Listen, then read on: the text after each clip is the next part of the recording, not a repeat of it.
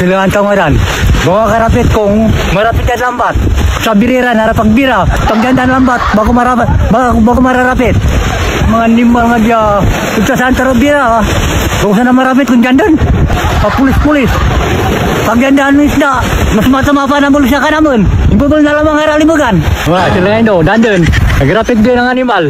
Papayong pa. Palibas na marapit yan lambat. Bago marapit, pagdandan isda. Manangaliakan siguro tulong yung pangitaan yung mga dambat tao. Di mo maintindihan. Klase dyan na dandan lambat bago marapit. Pagkabot sa kilid, mapamutay-putay di ba lamang isda.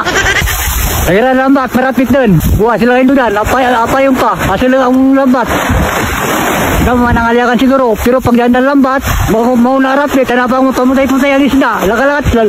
Pusang ko dyan ang ulo ang bagsay. Buwa sila kayo doon. Ano? Apayo, panginlawak pa. Hoy! Andaan ikaw? Ara ka plano magbutang? Oh? Ara ka plano magbutang? Butang? Oon! Kainit? Sus Mario Joseph! Dalihan nung pakitokis na. Parapit ka kung ganda lambat. Ara ka pagbutangan lubid. Kami sa birada. Laga-lagat kung magrapit ka, magbal ka lamang isda sa mitin. Lalamban ta kagad. Why? Sila ngayon do. Pagpamutay daw ito isda ang animal ka dyan. Para pagtabang. Diyan ka magrapit. Sinakon ka rin mo nga magbal ka isda rin eh. Ako! Ha? Rish! Ang kasmot ka!